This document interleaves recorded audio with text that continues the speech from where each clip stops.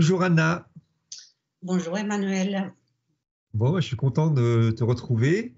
C'est un petit parcours sympa pour arriver jusque-là, je trouve, puisque on se lit sur le groupe Telegram depuis un moment. Et puis un jour, tu m'as dit, je ne sais plus si c'était dans une vidéo ou enfin dans un commentaire sous une vidéo ou si c'était sur Telegram, que ça manquait un petit peu d'une touche féminine sur la chaîne. Et ce qui est vrai, hein, c'était tout à fait d'accord. Et je t'avais répondu que ben, tu étais la bienvenue quand tu voulais pour faire un petit entretien.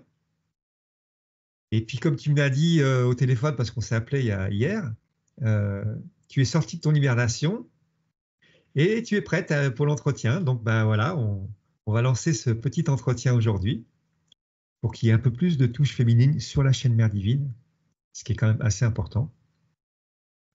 D'ailleurs, je lance un petit appel à toutes les femmes qui veulent venir faire un petit entretien sur la chaîne. C'est avec grande joie. Et le principe de ces entretiens, c'est de montrer, comme à chaque fois, qu'il y a 1000 manières de pratiquer le yoga intégral, 1000 manières pour arriver au yoga intégral et 1000 manières de transformer sa vie à travers le yoga intégral.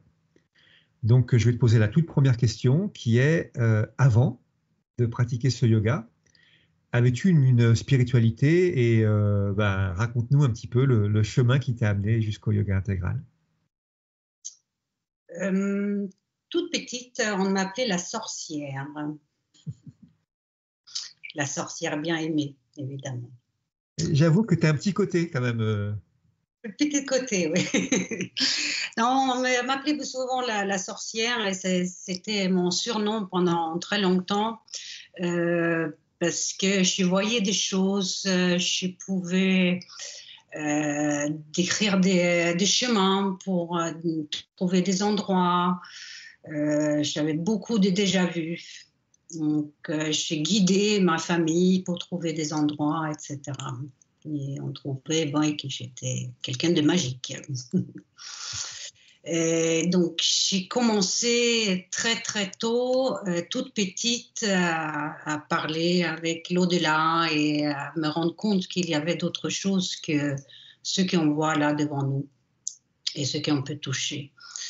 Donc, j'ai commencé, je suis née dans une culture protestante en Suède et j'étais au scout protestante, donc il y avait tout l'enseignement des protestants. Hein.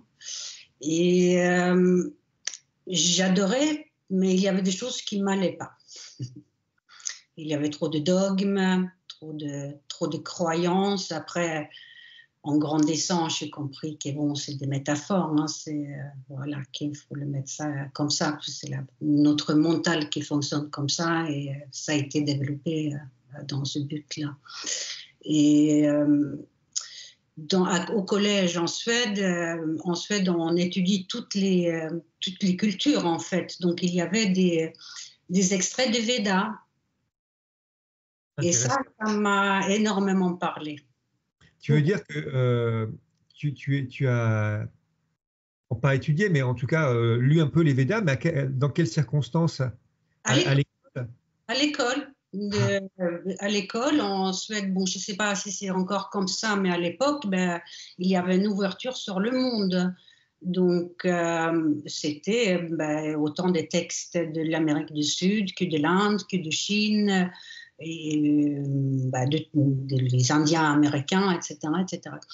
C'est vraiment génial, ça. Je trouve que ça permet d'avoir une ouverture. Ce qui est drôle en plus, parce que tu sais qu'en France, bon, avec notre, comment on appelle ça, nous, j'ai oublié le mot, mais on n'a pas le droit d'amener toute religion dans une école, quoi. Dans l'école, oui. Voilà. Justement, c'était plus au niveau de la littérature, en fait, la littérature qui a marqué l'humanité. C'était dans ce sens-là mais on parlait de la spiritualité à l'école aussi, hein, même si c'est un pays laïque. Oui. Absolument, l'Église est séparée de l'État depuis très longtemps. Mais je me rappelle mon fils, à un moment donné, je l'ai mis dans une école catholique parce qu'il y avait beaucoup de races. Mon fils, il est métis. Et à l'école publique, il y avait beaucoup de racisme. Et ça n'allait plus du tout, de la part des professeurs surtout. En France ou en Suède? En France. Donc je l'avais mis dans une école catholique privée à Chamonix et j'étais un peu, comment dire, je voulais pas qu'il soit indoctriné catholique, quoi. Et là, comment dire, le directeur de l'école, il m'a dit non, ici, la seule différence entre nous et l'école publique, c'est qu'ici, on peut parler du vin. Oui, finalement, c'est pas mal. Voilà. Donc, si on voulait, il y avait des séances de pratique catholique. Si on voulait participer, on pouvait participer, mais ce n'était pas une obligation. Il n'y avait pas dans les cours elles-mêmes un enseignement catholique. Mais comme lui, il disait, oui, c'était la différence, c'était que là, on pouvait parler du divin, de l'au-delà. D'accord. Du coup, enfant, tu as eu accès au Veda. Du coup, j'ai eu accès au Veda. On a aussi des parties du Coran, aussi des parties du Talmud, etc., etc. Donc, toutes les spiritualités, toutes les lectures, toutes les écritures. Et les Védas m'avaient, je ne sais plus, aucune idée de quel verset, etc. Mais ça m'avait interpellée. Et après, j'ai commencé à voyager beaucoup et je suis tombée sur des yogis un peu partout dans le monde. Oui. Et là, j'ai commencé, j'ai pris mon premier cours de Hatha Yoga. Bon, ça, c'était à Stockholm. J'avais 17-18 ans. Mais on parle il y a longtemps. Hein, il n'y avait pas beaucoup de professeurs à l'époque. À l'époque, on cherchait des enseignants ou des transmetteurs de yoga. Aujourd'hui, c'est l'inverse. Hein. Oui. C'est les enseignants qui cherchent des élèves. Voilà. Donc, j'ai eu de la chance de voyager. J'ai travaillé comme mannequin prêt-à-porter un peu dans le monde entier. Et j'ai tombé sur beaucoup de très bons professeurs. Oui, tu as beaucoup voyagé alors. Beaucoup voyagé, oui. Mais jamais donc suivi un enseignement d'un même professeur pendant longtemps. Après, je me suis retrouvée à Chamonix. Je me suis installée à Chamonix. Bon, je suis venue faire une saison de ski, comme ski bum, comme on dit. Je travaille aussi comme cascadeuse pour les films de ski, pour des photos et tout ça. Voilà. Et j'ai fait une première saison, j'ai fait une deuxième saison. Je t'interromps un instant parce que je trouve ça quand même assez amusant de passer de défilé de mode à cascadeuse quand même. Bon, si tu veux, j'étais une très bonne skieuse. J'avais skié depuis ma petite enfance. Et pour les films et pour les photos de ski, il fallait aussi avoir un certain allure, un certain look, quoi, qui pouvait apparaître bien sur les photos. Donc, c'est autant pour des films comme cascadeuse, mais aussi pour faire des films et des photos, de la publicité pour les marques de ski. Et ma troisième saison, j'ai eu un gros pépin. Je suis partie dans une avalanche. Et l'avalanche m'a envoyé 25 mètres dans une crevasse. Et j'ai fait de là donc une expérience de mort imminente qui était extraordinaire. Tu veux nous raconter un petit peu? Bon, ce qui est important, c'est que je suis partie. À l'époque, on n'en parlait pas beaucoup de ça. Hein, c'était en 89. Donc, moi, je n'avais jamais entendu parler. Je ne comprenais pas trop ce qui se passait. Moi, je suis partie dans cette avalanche et à un moment donné, l'avalanche est passée sur un pont de neige qui a craqué et je me suis retrouvée donc 25 mètres plus bas. Et de là, donc, je suis passée dans ce fameux tunnel de lumière. J'ai rencontré tous les êtres chers qui étaient partis. Et cette grande sensation d'unité, mais vraiment immense. C'était très, très lumineux. Mais il y avait une partie de moi qui luttait vraiment à revenir, vraiment. Je venais oui, ça faisait ma 3e saison à Chamonix. J'étais aussi à l'époque en école polytechnique. Hein. Et là, en venant à Chamonix, qui était à l'époque un peu babacool, hein, babacool montagnard, là, mon passé dans le milieu de la mode, là, j'ai découvert un autre monde et d'autres façons de vivre. Et là, je chantais, maintenant, je commence tout juste à comprendre un peu de la vie. Donc là, maintenant, j'ai envie d'explorer une autre vie. Donc, moi, je lutte hein, parce qu'il y avait une partie qui voulait continuer à baigner dans cette lumière. Oui. Et l'autre partie que non, il me reste trop de choses à faire, quoi. Donc, je me suis réveillée, donc je croyais que j'étais morte et je regardais autour de moi et c'était lunaire dans une glacier. Hein, c'est lunaire comme paysage. Donc, j'ai mis un moment à comprendre, donc je ne comprenais pas, parce que je pensais que j'avais quitté mon corps et que j'étais sur la Lune. Mais je me dis, mais non, je suis là dans ce corps-là, donc je ne suis pas sur la Lune et où je suis. Donc, j'ai mis un petit moment avant de comprendre où j'étais. Et je ne pouvais pas bouger, j'étais bloquée dans la neige. J'ai eu de la chance d'être arrêtée sur un petit vire, hein, avec la neige jusqu'à la poitrine à peu près. Ouais. Mais je regardais au fond, on ne voyait pas le fond de la crevasse. Hein. Waouh, ah oui. Et au-dessus, ça continuait à fermer, à ouvrir avec l'avalanche et ce pont qui voulait se refermer en fait. Après, il y avait donc 2 personnes avec moi, une photographe et un guide d'haute montagne. La radio ne passait pas. Lui, c'était trop dangereux. Il avait une corde, mais c'était trop dangereux pour descendre. Donc, il a attaché. Moi, j'étais déguisée en Fifi Brin d'Acier. Parce que c'était un reportage, les aventures de Fifi Brin d'Acier. Donc, on a vraiment eu ce qu'on cherchait. Donc, il m'a envoyé une corde. Je me suis attachée comme j'ai pu avec un bras, parce que un bras, il était complètement cassé, il était luxé l'épaule. Et donc, il m'a envoyé une corde. Il m'a donné des instructions. On s'entendait très mal, hein, parce que j'étais quand même pas dans la crevasse. Et il attachait l'autre bout sur les chaussures, sur les skis et le baudrier de la photographe, hein, qui restait donc pas trop près, bien sûr, du trou. Et puis lui, il est parti dans un refuge, j'ai appelé l'hélicoptère. Donc j'ai passé 2h30 avant le secours. Eh ben. Et donc j'ai eu beaucoup de temps à réfléchir sur ma vie. Oui. Et j'ai pris première décision, c'était je vais quitter école polytechnique parce que ça c'est papa qui veut ça, c'est pas moi qui veux ça. Voilà. Et deuxième décision, c'était que j'allais faire un tatouage. C'est drôle ça.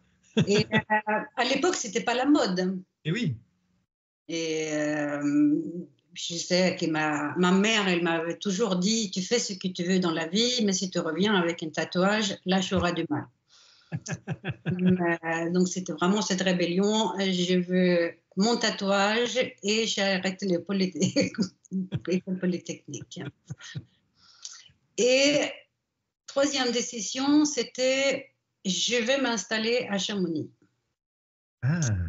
C'est ici que j'ai envie de voir grandir mes enfants.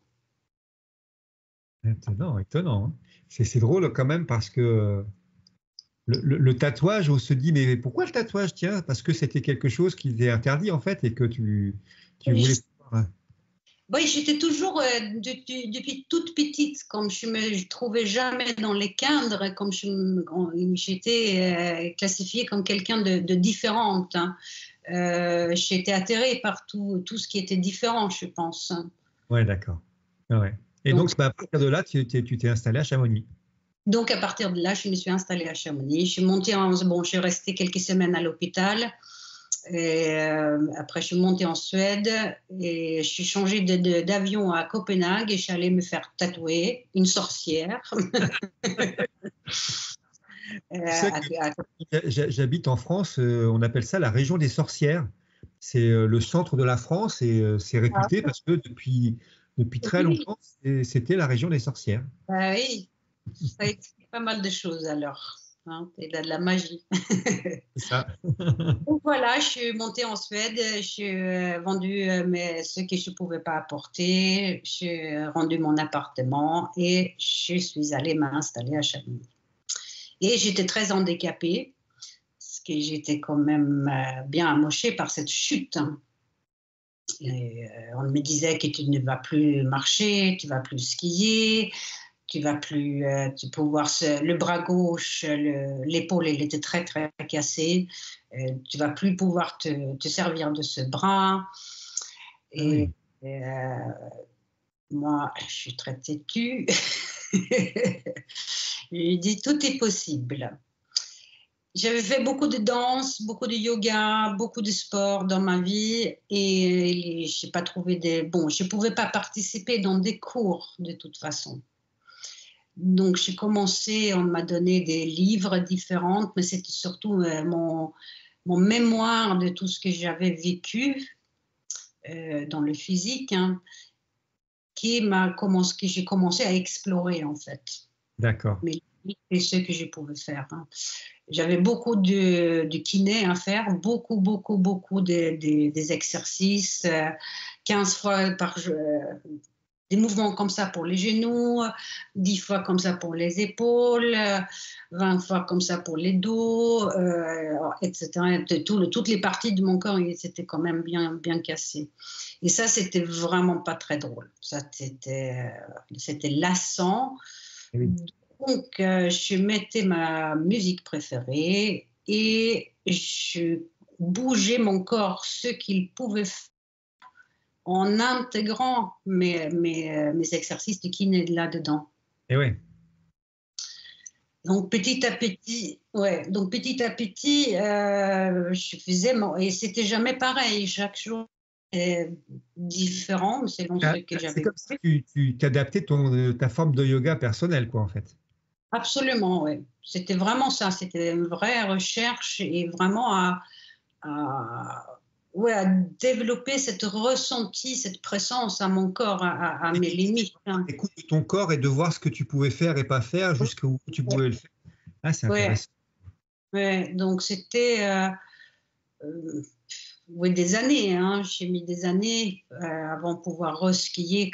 Et puis, comme je suis un peu casse-cou, je me suis cassé la gueule plein de fois parce que j'avais trop de confiance. Maintenant, tout va bien, je peux y aller. Et donc, rebelote, hop, on revient en arrière. Donc, j'avais beaucoup d'arthrose, ça avait cassé tout le cartilage en fait dans le dos et dans le genou. Donc, aujourd'hui, j'ai un très beau cartilage. Mon médecin, il me dit, bon, je te connais, donc j'accepte que c'est comme ça, mais normalement, le cartilage, il ne repousse pas, quoi. Je sais pas le cartilage d'un jeune enfant, mais j'ai un cartilage tout lisse, tout beau, très fin. Voilà. Et puis, là, les gens autour de moi, dans mon entourage, j'ai commencé, mais qu'est-ce qu'elle fait, en fait? Et donc, tu ne peux pas nous montrer ce que tu fais. Ah. C'est les gens qui ont commencé à te demander, justement. C'est intéressant, ça. Oui, voilà, parce qu'ils voyaient que je marchais de mieux en mieux, je skiais de mieux en mieux, je bougeais de mieux en mieux, et j'étais de plus en plus calme, de plus en plus gentille. Mais enfin, il y a quelque chose qui m'interpelle quand même, c'est tu avais quand même lu quelques livres et tu avais déjà pratiqué un petit peu le yoga à droite à gauche. Oui, mais c'était vraiment une recherche. Je n'avais pas beaucoup d'outils de l'extérieur, en fait. J'avais quelques petits livres, mais pas grand-chose. Comme pranayama et tout ça, ben ça, c'était pas là-dedans, quoi. Oui, non, non, c'était vraiment être à l'écoute de toi-même, quoi. C'était vraiment le physique, vraiment ressentir et avec plus de ressenti, plus en plus de sensibilité, déjà dans mes séances, mais après aussi ce que j'ai appris avec ça, c'est que dans mes mouvements de tous les jours. Et oui, être Et consciente, en fait, là, c'est être conscient de chaque instant, quoi, que tu es oui, oui, expérimenté. oui, oui. Et d'être aussi dans le ski, par exemple. Je reste une passionnée du ski et de vraiment ressentir ce que je skie mieux que jamais, en fait. Parce que j'ai cette présence maintenant au corps, donc c'est beaucoup plus efficace. Oui, bien sûr. Je me fatigue moins, je ne fais pas des faux mouvements. Mais bon, ça, c'est des années, hein, c'est des années que ça se fait. Et là, donc là, oui, les gens autour de moi ont commencé, mais qu'est-ce qu'elle fait, quoi? Et toujours fine comme ça, et elle skie plus vite que les autres, elle saute plus haut que les autres, etc. Pas une grosse masse musculaire, de moins en moins de muscles, en fait. Des bons muscles. Des muscles qui fonctionnent très bien. Donc là, on a commencé à me demander, nous, ce que j'ai fait.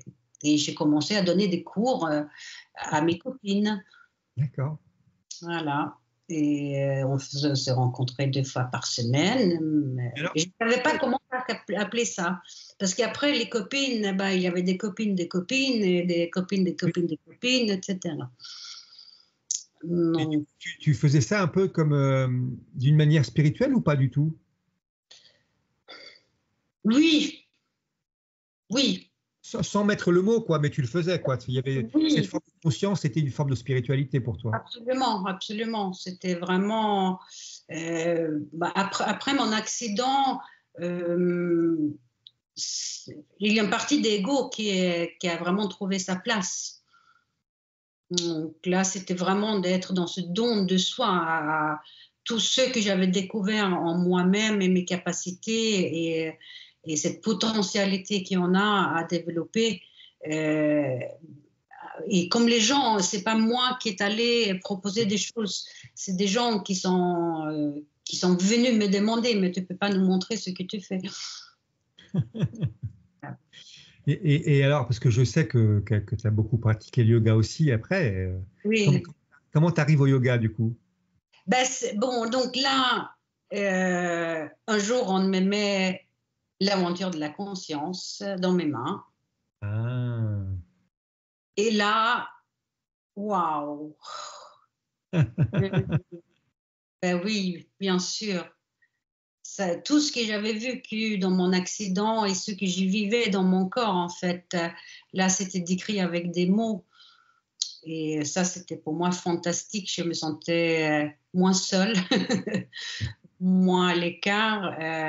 Comme j'ai déjà dit, à l'époque, on ne parlait pas des expériences de mort imminente, mais toutes ces sensations que j'ai eues dans cette expérience et ce que j'ai vécu ça après dans la pratique aussi. Oui, tu as mis des mots à tout ce que tu avais vécu. Mais Oui. j'ai oublié, je voulais te poser une question. Du coup, comment tu as appelé cette pratique que tu avais inventée et que tu partageais avec tes copines? Au départ, parce qu'il y avait de plus en plus de gens qui venaient. Et donc, à un moment donné, donc il fallait on a créé une association, Mère des Glaces.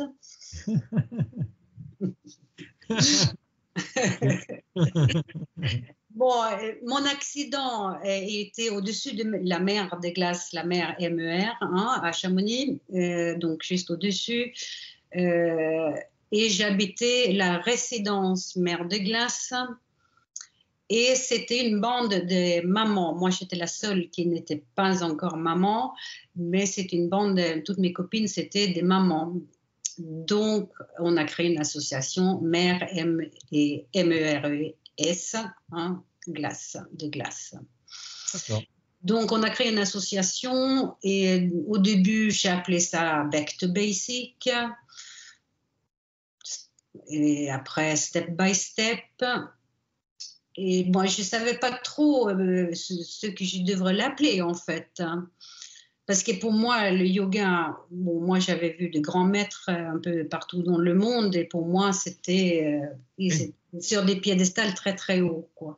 Donc, on est avant toute cette grande mode, hein, bien sûr. du yoga.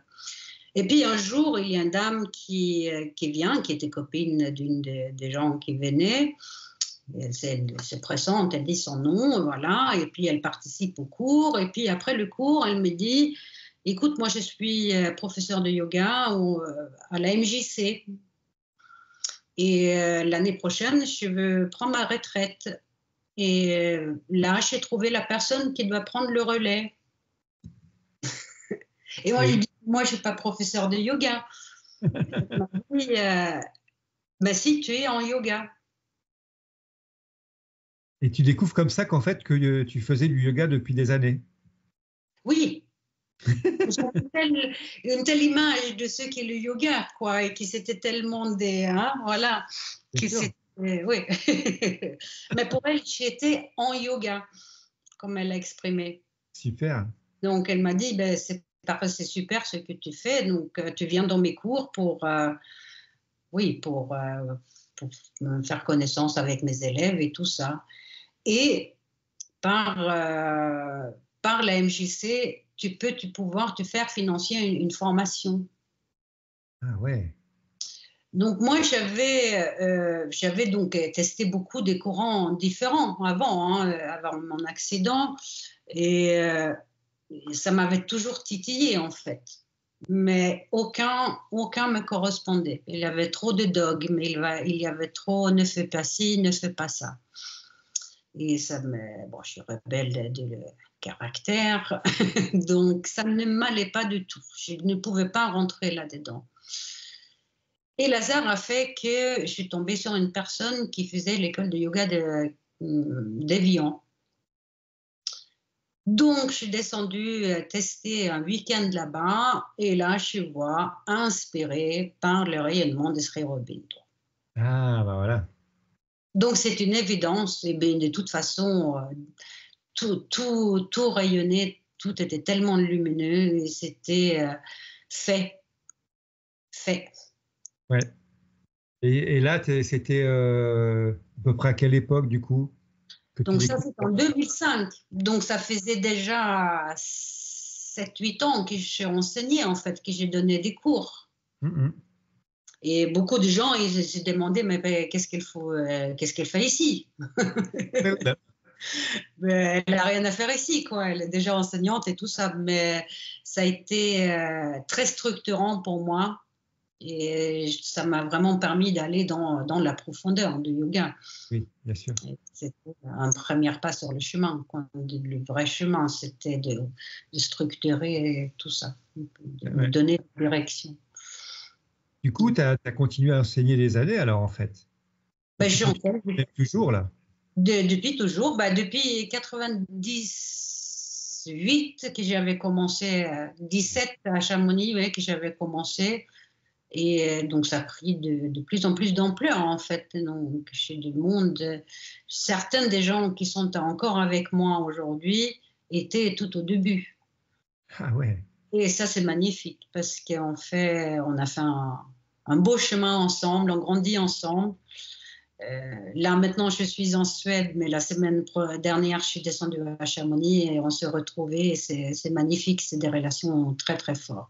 Bien sûr, bien sûr. Puis vous avez cheminé intérieurement ensemble aussi. Ah ben oui, ben oui, ben oui. C'est ce qui est le plus important. Et plusieurs de ceux qui ont été dans mes cours, il y avait, bon, je pense qu'il y a une vingtaine maintenant qui enseignent, Mhm. fait des écoles différentes. Là, il y en a quelques-unes qui se lancent dans l'école des Lyon aussi. D'accord, d'accord. Et oui, après, bébé, toi, tu es arrivé pratiquement au début, et donc, bon, bah, tu as pu faire ton chemin tranquillement dans le yoga, quoi, en fait. Oui, oui, oui. La plus grande difficulté pour moi à École d'Évian, c'était de préparer des cours. Hein. Plutôt dans le feeling, non? J'ai fait tout en improvisation. Ouais. Chaque cours est improvisé. De Ouais. l'instant. Je pars. je sais pas, avec un fil rouge peut-être. Je fonctionne comme toi, hein. J'ai mon petit truc, et puis avec le temps, en fait, j'ai même plus le petit truc parce que je suis à l'écoute de moi, de comment je suis, du lieu dans lequel je suis, et puis des gens avec qui on va faire les choses, hein. Oui, Et en fonction de ça, bah, on adapte avec tous ces paramètres, hein. oui, Mais c'est absolument. vrai que quand tu connais bien ton truc, quand tu l'as vraiment vécu en toi, Oui, il n'y a plus nécessairement besoin d'avoir un truc hyper carré, hyper cadré, quoi. bah, ça Et- fonctionne. et- Ça et- fonctionne rarement quand il y a un cours qui est... Bon, ça fonctionne, mais avec ses limites, quoi. Et moi, je suis de plus en plus critique contre tous ces nouveaux yogas. Il y a, euh, il y a tellement, ils sont dans un schéma, un conditionnement. Ils sont, bon, les plupart, ils montrent et ils pratiquent. Donc là, on parle de hatha yoga, hein, mais il montre les mouvements, il montre l'enseignant, il se gratte l'oreille et la moitié de la classe se gratte l'oreille parce qu'ils ne sont pas dans leur corps, ils sont mais- dans le mental. Et en fait, c'est intéressant ce que tu exprimes là, parce que bon, dans le yoga intégral, c'est un petit peu la même chose. Ben oui, Dans le hatha yoga, par exemple, on a tous des morphologies, on a tous des ressentis, on a tous des manières de se percevoir différentes. ben Alors, on oui, peut des pistes d'exploration, mais on ne peut pas tous faire la même chose. Enfin, ça me paraît complètement. ben oui. Ouais. C'est chacun et c'est pour ça que moi je pense que c'est très très important de rien montrer, Ah, de guider vraiment avec la voix. ah. Tu montrais pas du tout les postures, tu veux dire que tu donnais juste les indications et Oui, que la oui. personne était. Ah oui, c'est intéressant parce que du coup, la personne est obligée de ressentir son corps pour faire. Ah ben oui. Ben oui. Elle est obligée d'écouter, D'être là, déjà, dans l'instant. voilà, hein, et de partir d'elle-même, hein. Ah, c'est chouette ça. Parce que si elle regarde une personne faire ci ou ça, ben, comme tu dis, tu te grattes l'oreille et tu peux être sûr que la moitié de la classe, elle se gratte l'oreille. Ah, c'est intéressant de percevoir. Parce que moi, j'ai pas fait de yoga beaucoup. J'ai fait du tai chi à une époque et des qigong. Mais avec mon dos, tu sais, j'ai eu une hernie discale pendant des années et je suis assez raide. Alors, ça me ferait du bien, certainement maintenant que j'ai Oui, repris un peu ma forme physique, ne serait-ce que pour les étirements, ne serait-ce que pour. Je sens que je suis raide, quoi, encore maintenant. bon, les étirements, là aussi, attention, hein, c'est plus de rechercher de relâchement. C'est ça, c'est Hein. complètement. Souvent, quand on parle des étirements, on va trop loin et il y a cet effet myotactique qui fait que le muscle il va se recontracter et tes articulations vont donc rester collées et ton cartilage va s'user. Et tu sais, c'est marrant parce que en t'écoutant parler, je me rends compte. Moi, j'ai été gymnaste pendant des années jusqu'à 22 ans, à peu près 22 ans. Et puis après, mon dos s'est bloqué et je pouvais plus faire de sport. Et c'est par cette douleur physique que j'ai appréhendé mon propre corps, en fait. Mm. Parce qu'il y avait des choses, je ne pouvais plus les faire. Et je ne pouvais pas. Si je faisais des étirements ou plutôt de la détente, comme tu dis, je ne pouvais pas, moi, me baisser, toucher mes pieds et ce genre de choses-là. Je pouvais faire juste jusqu'à un certain point. Et j'avais appris comment bouger mon corps pour pas avoir mal. Comment me Ouais, baisser pour porter quelque chose, plier les genoux. Enfin, c'est des petits détails, mais être à l'écoute du corps pour qu'il ait le moins de souffrance possible. ouais. Donc, c'est encore autre chose. Mais tu étais obligé, d'être à l'écoute. Bah oui. Bah, hein, habiter son corps, ressentir son corps, c'est vraiment la première chance que l'on se donne. Je ne sais pas combien de fois j'ai répété cette phrase dans mes cours, et dans ma vie et au quotidien. Ouais, Et vraiment cette présence à développer qui est accessible à tout le monde. bien sûr, complètement. Et Et vraiment, alors, tu arrives au yoga intégral par l'aventure de la conscience un beau jour et comment tu intègres le yoga intégral dans ta pratique de hatha yoga et de yoga un peu plus traditionnel?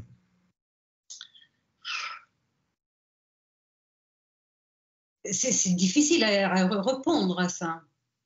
Parce que dans le yoga intégral, il y a tout, quoi. Bien sûr.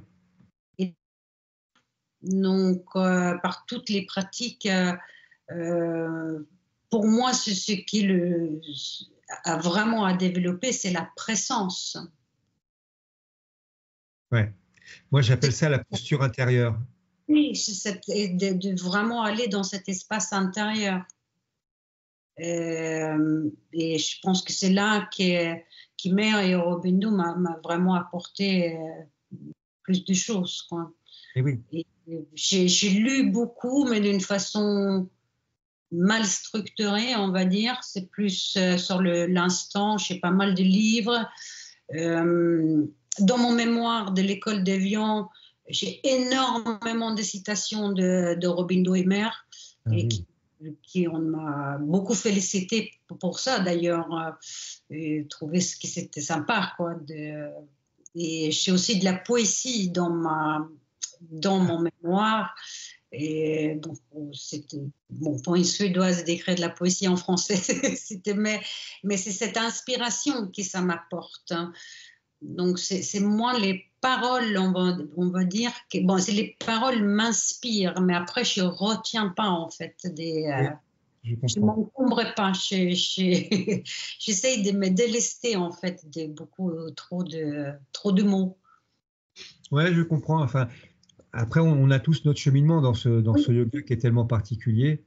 Moi, j'avoue, j'ai beaucoup lu et je me suis rendu compte en faisant cette chaîne-là, YouTube, que j'avais tout intégré parce que je l'avais vécu aussi. Hein. C'est parce que j'ai vécu tout ça que j'arrive à l'expliquer et à en parler. Mais c'est aussi parce que j'ai beaucoup lu et que quand je lisais, il y avait des prises de conscience qui se faisaient dans les lectures de quelque chose que je vivais déjà, en fait.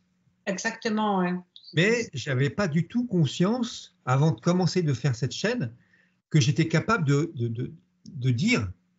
Pour moi, j'avais vécu, je l'avais lu, ou alors j'avais lu, puis vécu. Je savais pas que j'avais cette capacité à dire les choses. À le transmettre. Oui. Et mais c'est magnifique avec la chaîne parce que c'est une grande inspiration. Et Sandy l'a exprimé aussi, c'est cette paresse intellectuelle là d'aller là-dedans, quoi, pour mieux l'exprimer. Même si dans mes cours, dans mes enseignements, je cite souvent Mer et Aurobindo et on a des discussions autour de plusieurs de ces citations. Et ça, c'est très, très intéressant. Mais je pense que c'est encore plus intéressant justement de développer de dire les choses avec son propre vocabulaire. Et oui. Parce que, en fait, ce que je me suis rendu compte là, cette dernière année, c'est que c'est comme tu dis, c'est mon vocabulaire parce que c'est le vécu que j'ai eu en moi-même. C'est l'exploration personnelle je suis capable d'exprimer justement mon expérience. Par contre, je ne serais pas capable de redire ce que a dit Aurobindo parce que c'est déjà trop bien dit. Et puis, j'ai pas le même niveau de conscience qu'il avait eu. Hein, donc,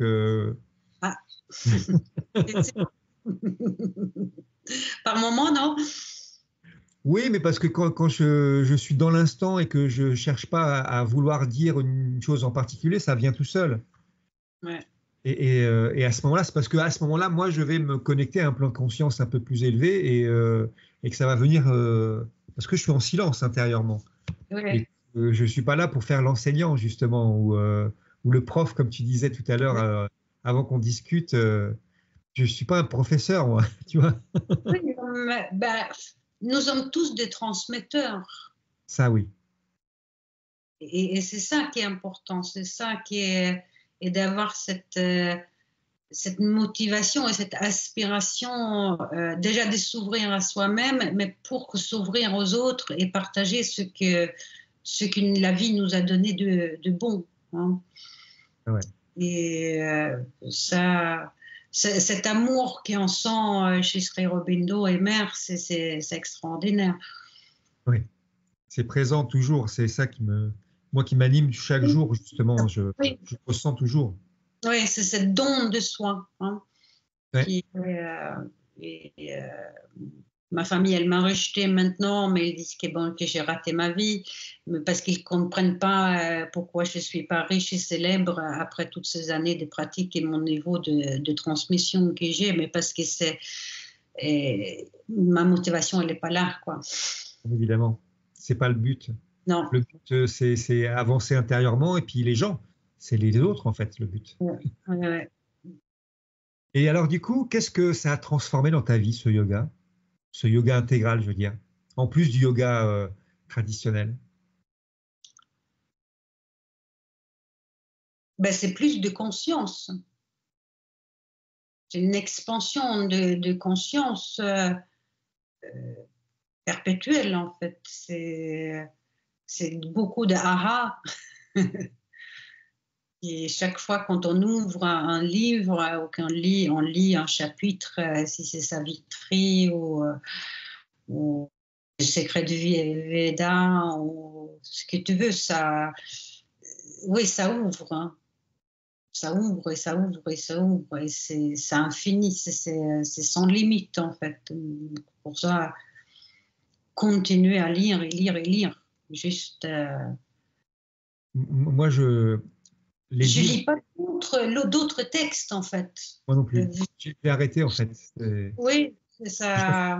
Je vois ça comme une nourriture, si tu veux, moi, maintenant. C'est une nourriture spirituelle, absolument. C'est ça. Même si je retiens pas, si je mémorise pas, parce que je suis feignante ou ce que tu veux, mais ça enlève aussi un peu de l'expérience, justement, de le mémoriser. Tout à fait. Ça, je me rappelle à l'école d'Évian, Yves, qui était le directeur à l'époque, lui, il était très, très inspiré par Aurobindo, mais vraiment, il vivait ça à fond.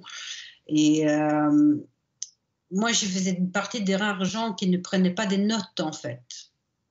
Et il me disait toujours, mais c'est très bien comme ça, parce que tu vis la chose. Et si tu vis, ben, ça reste là-dedans.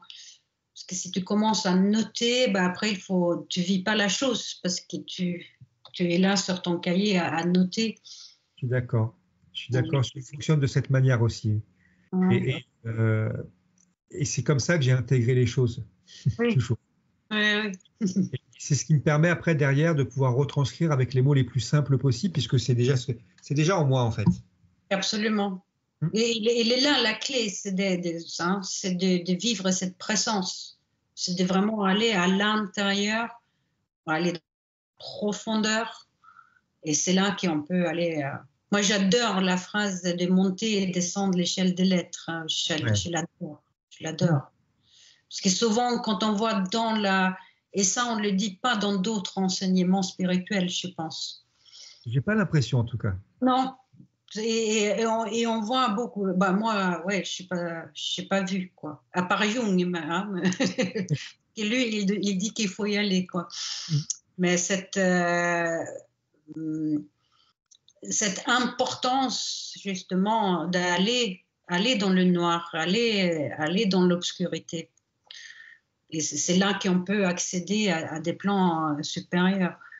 Et souvent, on voit dans les pratiques spirituelles, ben, ça plane, quoi. Ça. Et oui, ça monte. On veut oublier tout ce qui est en dessous parce qu'on n'arrive pas à gérer. Et ça, moi, ça me fatigue souvent quand je me trouve dans des groupes comme ça. Tout est lumière, non, tout n'est pas lumière. Oui, tout est lumière, mais il y a aussi cette part d'ombre, il y a aussi cette part, et c'est là qu'il faut y aller. Il faut pas avoir peur d'y aller, quoi, dans cette. C'est vraiment ce qui m'a parlé, moi, avec le yoga intégral. C'est justement que le corps et la vie, on ne l'exclut pas, et c'est vraiment dans cette matière même qu'on peut commencer à travailler, quoi. Ben, nous sommes matière, pas que matière, mais nous sommes matière, donc on ne peut pas l'oublier, cette matière, et c'est paradoxal qu'on ne nous enseigne pas ça, qu'on ne nous transmet pas ça, quoi, de connaître son corps, de ressentir son corps. Et du coup, ça a dû beaucoup t'aider de toutes ces pratiques justement sur le corps, un peu comme Yvon. D'ailleurs, tu connais Yvon, je crois. Oui, on se connaît par la chaîne, en fait. On échange des fois. Mais on pense qu'on s'est croisés une fois à Évian, mais lui, il était avant moi à Évian. C'était. Parce Ouais. que je vois bien que sa pratique à Yvon sur le yoga traditionnel l'a beaucoup accompagné pour pratiquer le yoga intégral derrière. Ben oui, Et la conscience du corps. ben oui. Mais nous sommes, je veux dire, on ne peut pas oublier cette partie. Je sais, il y a quelques années, j'ai fait le truc bête, je cours pour attraper le train. Bon, il n'y avait qu'un train par heure, donc j'avais ma pause de midi, il n'y avait rien à manger là où j'ai travaillé. Je travaillais en saison, des fois en réception, dans un hôtel. Et je cours pour attraper mon train. Et bon, ma tête, elle est déjà dans le train, mais le corps, il était sur la glace et il est tombé. Et j'ai cassé la rotule du genou, une bonne fracture de genou. Et là, je suis allée respirer dans mon genou. Et j'avais, par moment, j'avais vraiment une sensation de ressentir mes cellules.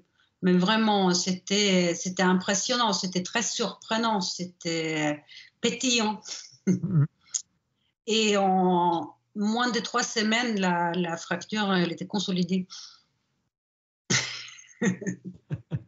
Donc là, de nouveau, quand je suis revenue chez le médecin pour la radio de contrôle, comme ça, il me dit, bon, encore une fois, je te connais, donc je ne suis pas surpris, mais c'est clair que ça, on voit même rarement chez les enfants, quoi. Bien sûr. Ah ouais. Justement, d'amener la conscience, là où la conscience va, l'énergie va. Exactement. Et d'avoir toutes ces... Ouais, c'est ce que j'entends dans tout ce que tu racontes sur ta propre histoire, c'est que tu as vraiment fait une descente dans le corps et dans la conscience pour la mettre vraiment dans chaque partie de ton corps, en fait. Ouais. On n'a que celui-là. Hein. Bah oui. Parce que moi, toi, mon corps, comme je t'ai dit, ça a été très laborieux pendant. J'ai eu les 20 premières années où j'avais une conscience au millimètre près par la gymnastique. Oui. Puis après, j'ai oublié mon corps pendant 25 ans. Ouais. Et vraiment, littéralement, oublié totalement mon corps. Et puis, il y a 4-5 ans maintenant, j'ai commencé à reprendre un peu le sport en me disant, bon, ça y est, ça suffit maintenant. Je ne vais pas avoir un corps comme ça jusqu'à la fin de mes jours. C'est hors de question. Et donc, j'ai repris le sport avec la natation. Et la natation, c'est aussi une forme de sport où tu as une prise de conscience de tout ton corps. Ah ben oui. Puis la glisse, la contact avec l'eau. Le contact avec l'eau, enfin, cette sensation de vraiment faire corps avec l'eau, quoi. Ouais, c'est léger. Et maintenant, je nage 2 km en crawl sans m'arrêter, quoi, tu vois, pendant 1 heure. Et plus mal au dos. Et puis, j'ai plus mal au dos du tout. et je vois ma posture. Alors, j'ai eu des petites réminiscences de temps en temps pour me faire des rappels que quand je vais trop loin avec mon corps, il me dit non, tu te poses un petit peu là. Mais j'ai retrouvé cette conscience du corps grâce à l'eau et grâce au sport, quoi. Et ça change beaucoup de choses quand même. Hein. Oui, ben oui. La matière. Hein. Eh oui, c'est tellement important. Si, hein, cette matière, j'ai essayé avant notre entretien là de retrouver, mais je n'ai pas retrouvé la citation, mais il me semble que quelque part elle disait que on est beaucoup à être, très critique pour ce matérialisme. Hein. Mais ce qui m'avait marqué et qui m'a vraiment donné beaucoup de confiance, c'est que nous sommes matière, et nous sommes dans cette matière, on travaille la matière et qu'il faut qu'il y a une maîtrise, nous avons une maîtrise sur la matière et qu'il y a une grande partie de l'humanité qui a une maîtrise sur la matière pour accéder au prochain niveau de l'évolution. Oui. J'entends ce que tu veux dire. Hein, donc pas le rejeter toute la matériel. Ça fait partie du processus, ça fait partie de l'étape préliminaire pour la suite. C'est quelque part un petit peu logique. Après, là où il faut faire attention de ne pas se faire avoir, c'est d'aller dans l'extrême en pensant qu'il n'y a que ça, quoi, tu vois. Ah ben oui. Mais quand tu vas aller explorer ta propre matière, tu te rends bien compte qu'il y a autre chose. Hein. Ah, complètement. Si on étudie un peu le physique, la science classique, on sait maintenant que la matière, c'est essentiellement du vide. Mm, Hein, jusqu'au plan d'atomes, hein, c'est le vide. mm. Et ça, ouais, d'accéder à ces états de vide Ouais, qui ouais, contiennent tout. ouais, ouais. C'est quelque chose qui m'interpelle parce que tu vois, dans ce yoga intégral, quand Mère, elle commençait à parler de yoga des cellules. Et j'avoue que bon, moi, je suis pas dans cette étape-là, et bien évidemment, hein, mais ça me questionne. Qu'est-ce que c'est que cette histoire d'être conscient de chacune de tes cellules? Ouais. Ça doit être quelque chose qui doit être complètement incroyable. Ben, moi, ça m'arrive des fois dans des pratiques très profondes, hein, des méditations très profondes. Et c'est ça que j'ai vécu aussi dans mon accident. Oui, bien sûr. C'est pétillant. Bon, pétillant, c'est même pas le mot parce qu'il n'y a pas de mot en fait, puisque ça va au-delà des mots. Ouais, ouais. Tu sais, moi, je suis joueur de didgeridoo. Oui, Dans mes pratiques, j'ai beaucoup utilisé le souffle, oui, dont l'hyperventilation. Et je me souviens que à l'époque où je jouais vraiment beaucoup, beaucoup, au bout de 10 minutes, j'avais tout mon corps qui commençait à pétiller parce que j'étais oui. surventilé. Et donc, j'avais vraiment une sensation de sentir vraiment mon corps qui pétillait, chaque cellule qui pétillait, par ce processus physique, respiratoire. Et pareil, ça me mettait dans des états de paix et je sentais vraiment mon énergie vraiment dans tout le corps qui circulait complètement.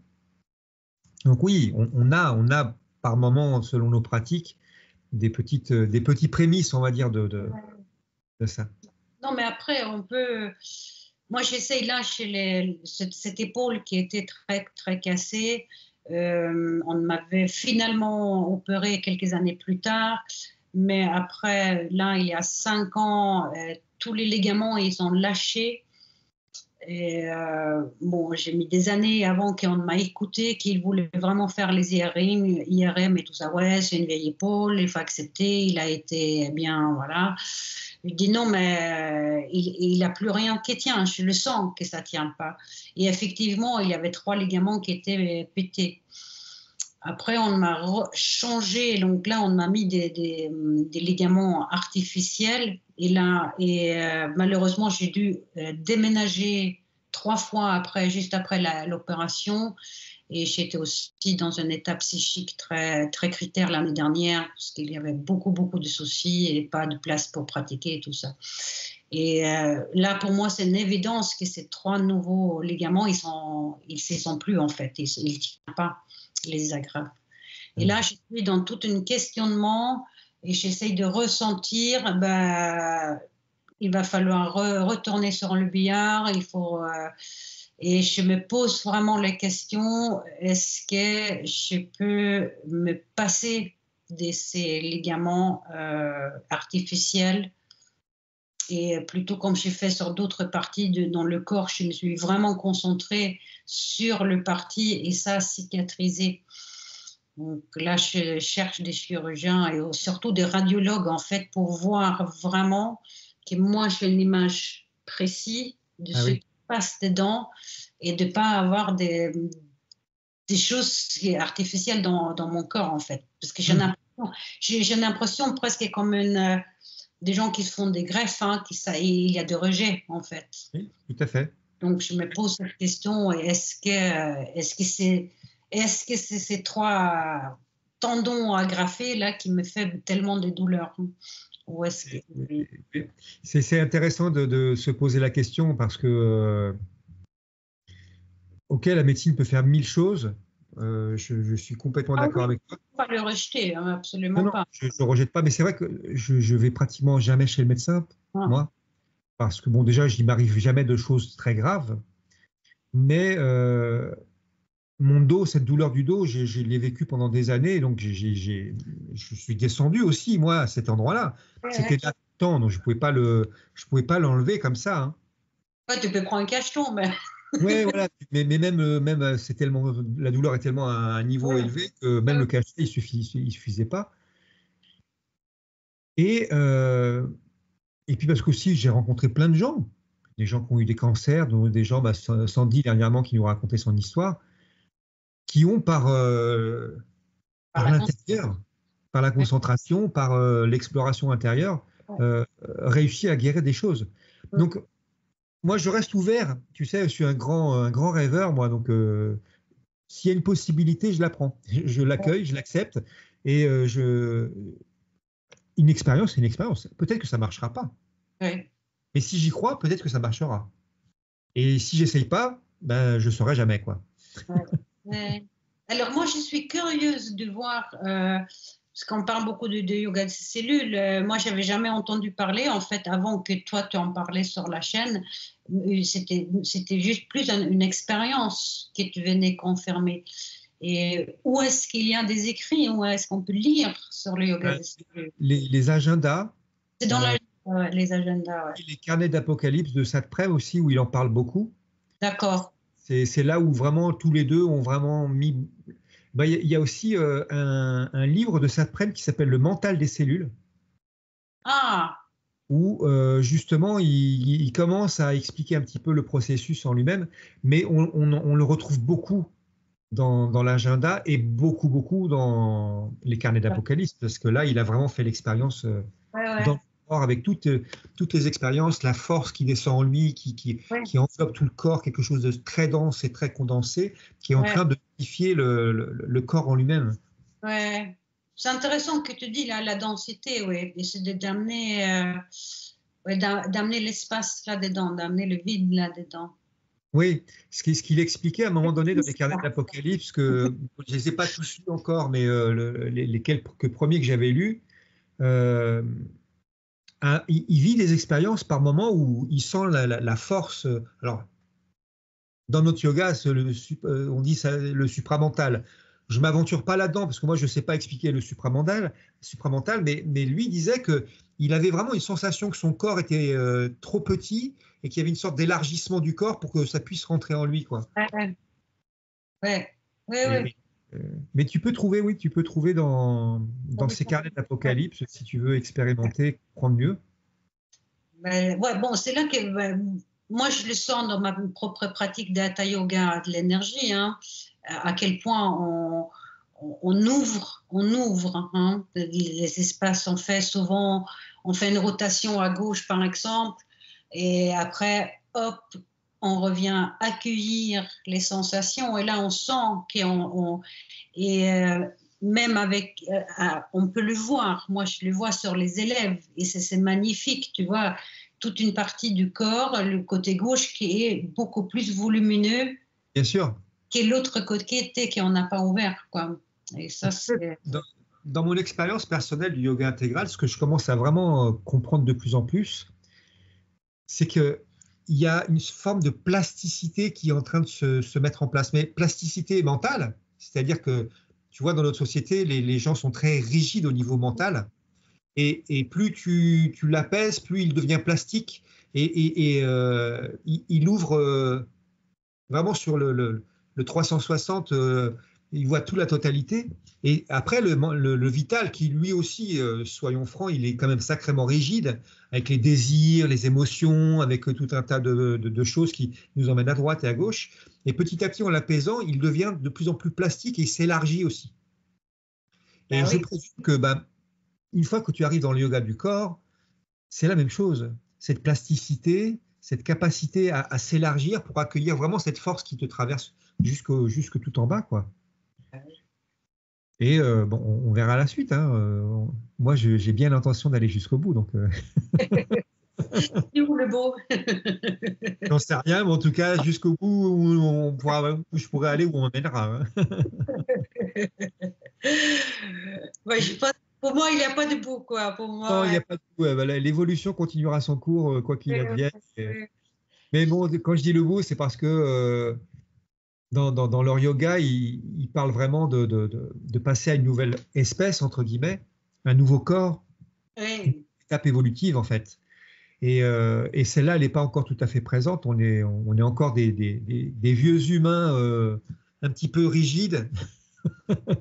Oui, ben, j'aimerais bien voir un peu leur vision là, que j'ai pas trouvé, mais il y en a peut-être pas quoi. Ils ne savaient pas trop à l'époque exactement ce que ça allait être. Elle savait qu'elle travaillait sur quelque chose de particulier qui était son propre corps, mais ce que ça allait devenir, c'est Ouais, difficile de pouvoir l'exprimer. Le supramental, ça ne s'exprime pas par le mental. non, On ne peut pas dire ce que c'est exactement comme énergie, comme force. C'est une force évolutive qui a toujours été là, mais qui est maintenant dans la matière et qui est en train de transformer la matière dans quelque chose qu'on ne sait même pas exprimer encore. Donc, moi, c'est pour ça que je ne m'aventure pas trop dans ces explications-là, ah ouais. parce que je n'en suis pas encore dans cette expérience. Non, mais c'est une évidence que nous pouvons agir sur nos cellules. Hein. Ça, je pense que même la science moderne nous le prouve, quoi. Et ni toi ni moi, on a les mêmes cellules il n'y a aucune cellule dans notre corps qui était là il y a un mois en arrière. C'est ça. Il y a C'est eu ça. un renouvellement des milliers, des milliards de cellules depuis un mois. Et puis, si on va même plus loin, tu vois, le travail de Mer, le travail de Satprem, ils ont changé leurs propres cellules en grande partie, mais ça, c'est là maintenant, c'est dans la matière. Ce changement, il est effectif depuis cette époque-là. Alors nous, on s'en rend peut-être pas compte parce qu'on n'a pas cette conscience pour le moment, mais si on œuvre sur notre propre conscience dans notre travail de descente jusque dans le corps, on finira par constater que le travail qu'ils ont fait nous a été bénéfique pour maintenant, quoi. Ouais. Euh, hein. On arrive à 1 heure d'entretien, c'est pas mal. On a vu pas mal de choses. Est-ce que tu avais envie de dire des petites choses que tu as pu oublier, que tu avais envie de partager, aborder, ou est-ce que ça te va? Moi, je vais te remercier déjà. Et tout le monde qui participe à cette belle œuvre. Et nous avançons, nous ouvrons, amener plus de lumière dans ce monde qui a cruellement besoin. Hein. Ah oui, alors. Ça, de ne pas lâcher, continuer, continuer, continuer. Et je fais un petit appel s'il y a des gens qui ont des connaissances en Suède, qui connaissent un peu Sri Aurobindo ou qui sont intéressés par Aurobindo et Mère. Je suis prenante de rencontrer des gens et échanger dans ma langue maternelle, que je redécouvre. J'ai fait un appel sur Facebook et plein de pages et il n'y a qu'une personne dans toute la communauté yoga en Suède qui est au courant de Sri Aurobindo. Donc, Tu as un grand pan de travail qui s'ouvre devant toi. là, il y a 2 pains sur la planche. Je suis ravie, voilà. Donc, mais oui, s'il y a des gens qui sont des connaissances dans le Nord, des groupes. Il y avait avant une Auroville Suède, mais elle est décédée l'année dernière. Ah, ok. À peu près au moment que j'ai pris ma décision de monter. Donc, je trouve ça, c'est magnifique. Tu prends la relève. Voilà. Même si je ne connais pas Auroville. Je connais, mais je n'ai pas jamais mis les pieds. Voilà. Et avant qu'on se quitte, est-ce que tu as un livre sur le yoga intégral que tu voudrais conseiller aux gens qui nous écoutent? Un livre qui t'a marqué?